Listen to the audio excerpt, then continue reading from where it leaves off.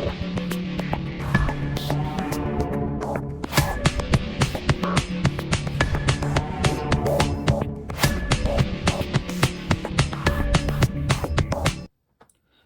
YouTube land, Tycondrius here, doing another action figure review, and today we're having a look at not one, but three more of the Adventures of Indiana Jones figures, and these are two indies, well, technically three indies, well not three indies, the Jones boys as they call them in Last Crusade. So it's two indies and his father, Dr. Henry Jones Sr.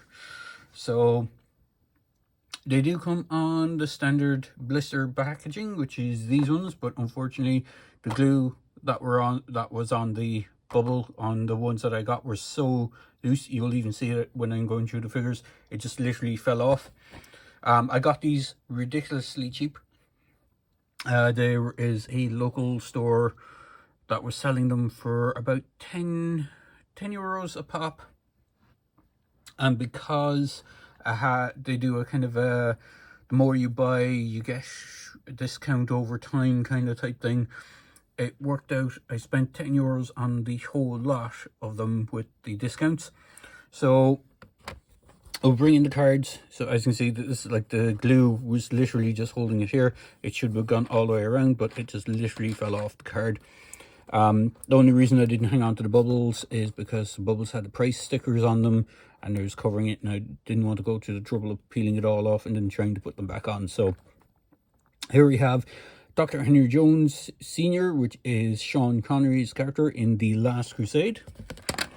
As I knock over the indies, you can see on the back of the card it shows other figures in the wave. So I have pretty much everyone in this wave bar Salah, even though I think, was this version of Salah supposed to be from Last Crusade? He wasn't in Last Crusade, I don't think, or was he? Oh, he was. He must be the version of Salah from Last Crusade as opposed to the version of him from Lost Ark. I do believe there is a Raiders of the Lost Ark version of Salah as well, because if I remember correctly, one of the original figures was of Salah. I'm just gonna have to get these guys to stand somewhat. Oop. So we'll bring in the next card.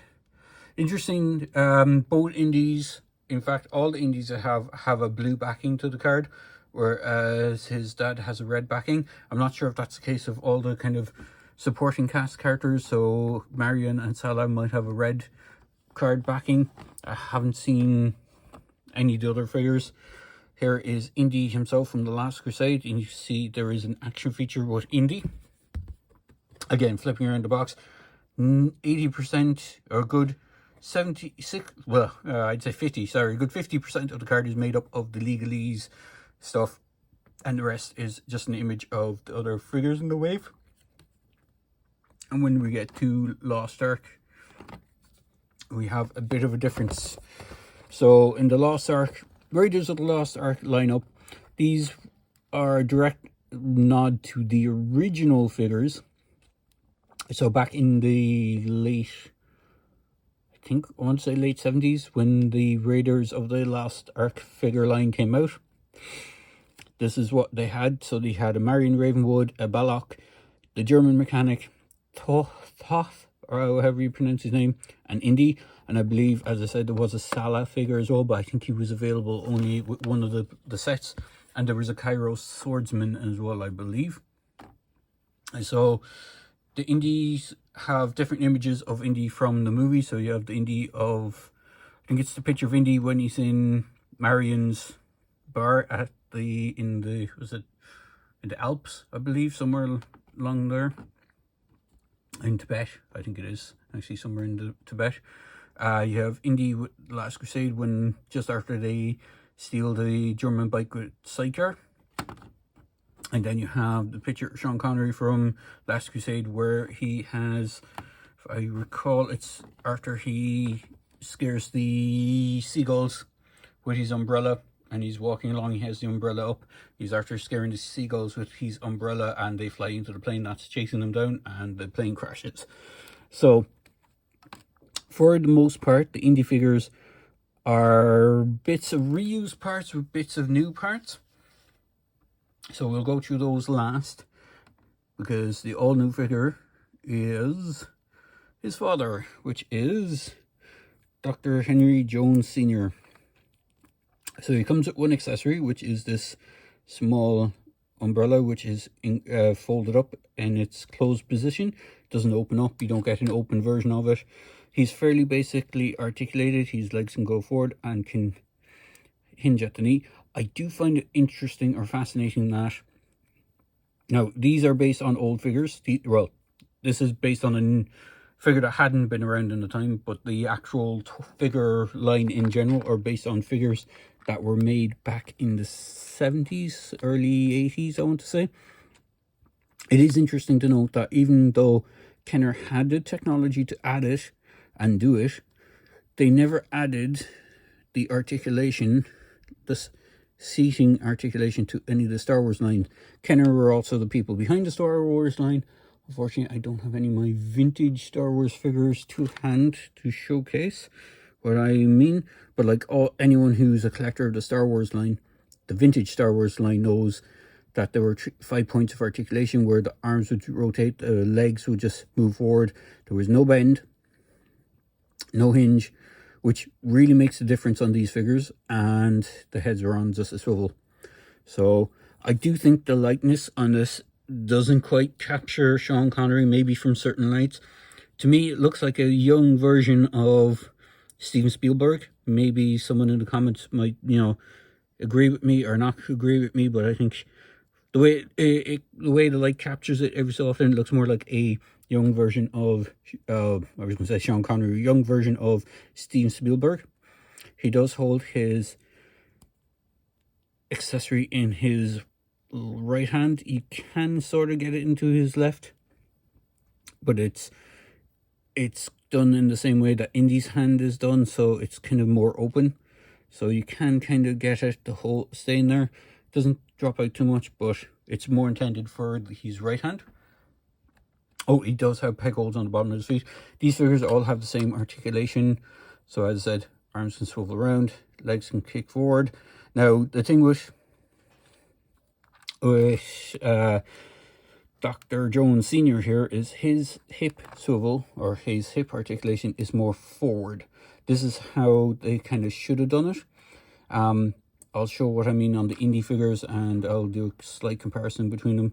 I'll bring in my other Indy figure I have as well, which is also based on the same, reuses the same kind of lower leg sculpt idea.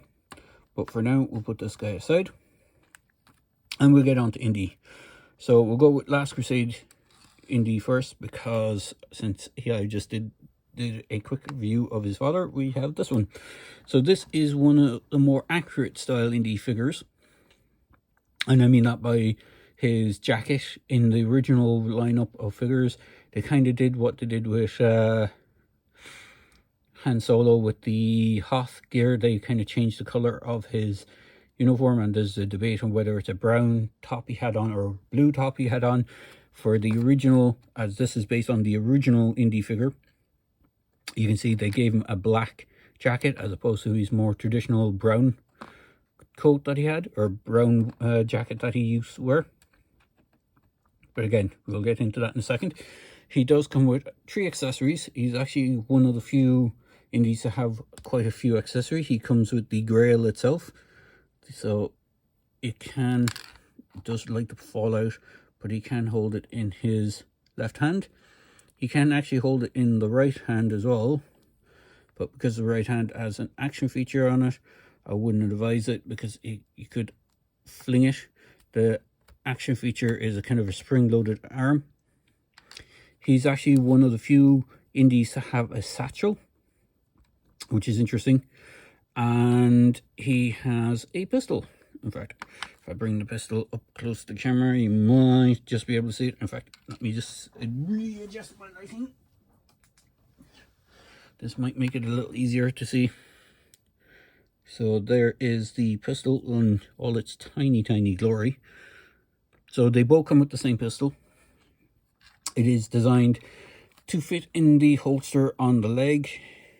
So it is It's a kind of a weird fit. It's not a perfect fit, but it does fit in the holster on the leg. He does have a whip holster as well, but the whip the other Indy comes with doesn't seem to like to sit on it that much. As I said, he does have his satchel, which is a iconic piece that he kind of wears, which is something that's missing from both the Temple of Doom version figure I have and the Raiders of the Lost Ark figure. I don't know if they've done any. I know the line possibly wasn't that well received, so I don't know if they got around to doing any of the Crystal Skull stuff. And I know there might be a few of the new one was a Dial of Destiny, but the idea is he's supposed to spring load with his gun. You can kind of do it that way as well, but he does spring load with his gun. So this will affect his articulation on his right hand. Same with the other figure. His other hand can go all the way around, assuming you knock his thing out of the way, the satchel. His head is on a swivel. It does have that really basic lightness. So you can get this to focus on it, and not my hand. But it does have a very soft lightness of the old Han Solo figures, which is kind of how they, I think, interpreted these figures. They don't really look anything like Harrison Ford. They look more like a Han Solo, which obviously was played by Harrison Ford, but I'm talking the Kenner Harrison Ford figures, which never really looked like Harrison Ford either. And as I said, you can kick his legs forward, and this is where the Indy Jones has that weird thing. So the way they did it's like a triangular cut on the waist for the way the legs do go. But if you look at his pop here, it is still a triangular cut, but it's not as pronounced, so it is less noticeable. It looks more like they go forward properly, and like he does have that slight angle to it, but it's like Indy's ones just splay out really far to the sides. Now I believe that is because back in the original lineup there was a horse for Indy as one of the kind of accessory sets, and I think there might have been a bike maybe, or a car. I know there was the truck. I know you could get the German truck, and I'm not sure if he was able to sit in that thing to drive it, but you could get him to fit into it, hence why they have the hinges on the legs so they can fit in vehicles. It is something surprising that I don't think they ever decided to transfer over to the Star Wars line. It would have made sense, and well, at least to me it would have made sense.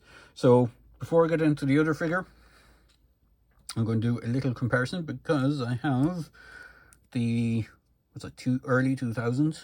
When was this made? Is it 2009?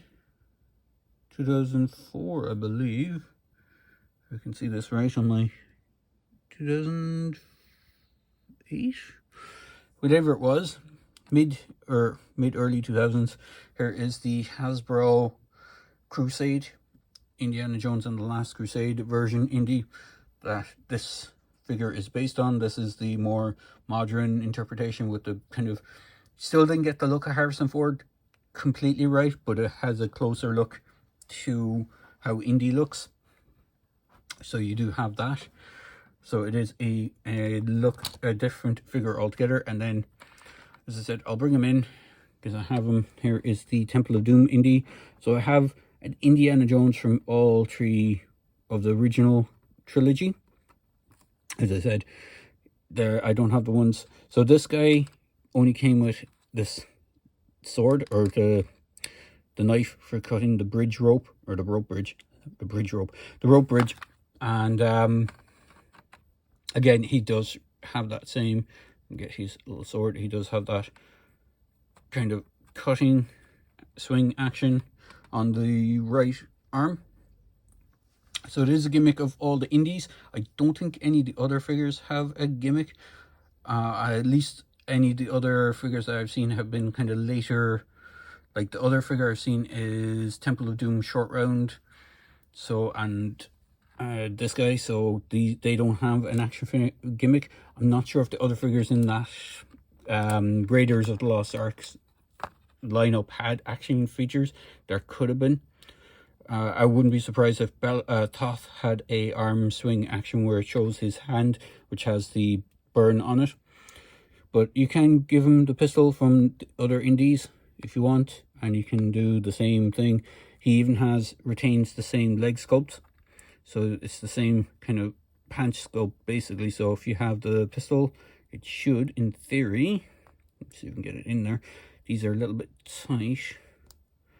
It's supposed to kind of slip down and stay in place. It doesn't always want to play ball. But yeah, it's supposed to sit down like that. And then you have the same hoop on the other side for the whip. So there is that. So move this guy off to the side here. Just get him to stand with his pops. And we'll move him back with his pops. And we'll bring in classic Indy, is probably the best way to describe him. So this is based on the original first version figure. Again, as I said, that V cut or a triangular shape cut for the leg just makes it look ridiculously wide. Like Homer when he had the what were they called? I can't remember what they called. Rickets. Yeah, I think like when Homer had the rickets in the Simpsons episode, kind of looks like that. So, but again, he is based on the original figure as opposed to any of the newer ones. So he has that black, it's not even a dark brown, it's actually black leather jacket, which is inaccurate to how he appeared in the film, because he had the brown one. Pretty sure it was a brown one in Raiders of the Lost Ark he had. He still has the fedora. The actual hats on the Indy figures are non-removable. Actually, I don't think they did one without a hat. I could be wrong. There might be one without the hat. But I think there was a disguise Indy figure as well in the original lineup. I have a feeling there was, and he had a sculpted on turban, or I could be mixing him up with the modern iteration of him. But again, as I said, he has the pistol, and he does the same thing with the right hand. The pistol on this one tends to flop out more than on the Last Crusade version. For some reason, I just can't get it to sit properly. It's very loose, like a small little tap. Obviously now it's not going to do it, but like normally it just flops out.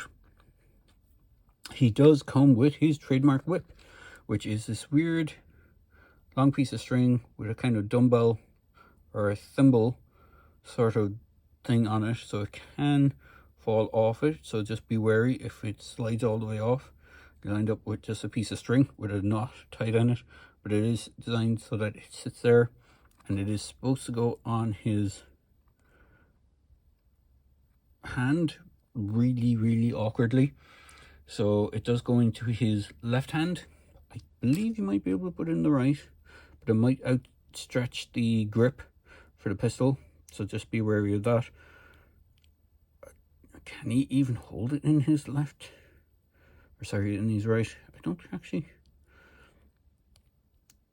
There might be a way, but you can see, you might be able to see, as I'm pushing it in, it's pushing the thumb out. So he can kind of hold it, and you kind of get whipping action with the figure, but I believe it's more intended to go into his little left hand. And as I said, it does sort of wrap around the hoop on his leg, but it's not the best fit. And it would have been nice if they had done what they did with the more modern line, where you got two versions. Sometimes you got two versions of the whip, an extended version or a coiled version of the whip. So it can sort of go on his leg with a one loop. But other than that, he has pretty much, as I said, the same articulation all around. So the legs, as you saw, kick forward. He has that bend. He has the peg holes. Arms can rotate around. Well, left arm can rotate around. The right one can to a certain degree, but you're going to be pushing the mechanism out of its default position. But I believe you can sort of move them. And then the head is on a swivel. And as I said, if you just flip them around, you can see they almost look like they have the same back sculpt, considering these are two halves of a torso put together, but the front torso is different. and it looks like they retain almost the same legs. And if you wanted a more accurate version of Indy from, there goes his grail, you can, or if you wanted another version of Indy with a satchel, you can just give him the satchel from that version, which looks not too bad on him. Or if you wanted a more accurate version of Temple of Doom Indy, because he did have the satchel. I know that because he had the satchel holding the two idol things. Get this thing over his head and on, which is interesting that he didn't actually come with one. You can give him that. You can give him his pistol as well. So if you wanted to, you can kind of have a more classic style Indy with his pistol. Although I think he had lost his pistol by this stage in the movie, hence why he had the knife, sword, dagger thing. So, but you can kind of make a more accurate version with a little bit of swapping around and ingenuity. So all in all, these guys aren't too bad. As I said, I wasn't too pushed to get them when they first came out, mainly because the price point was a bit too ridiculous for what they were. They do stand around just around a 3¼ inch height, just a little around 4 with their hats, because the hats give them an extra little push on the height. But all in all, they're not too bad a figure, and we'll bring in another 3¼ inch figure that's in more in the 5 point of articulation. Here's the Githyanki from the D&D line, and I thought it had the Formidable Fighter somewhere around as well. Apparently not. I don't see him offhand. So for a slightly more modern figure with obscure proportions, we'll bring in Mr. Freeze from the Spin Masters Batman line. So there you go, guys. I hope you enjoyed this video review for all 3 of these figures. As always, please feel free to like, comment and subscribe, and please share this video with people you think might enjoy watching this, so I can jump my subscriber base and hopefully get it up a little higher than what it is. Every subscriber helps, and every click of the like button helps, and every comment can help as well, I suppose. So there you go. I hope you enjoyed this, and I hope you have a great day, and thanks for watching. Cheers, guys.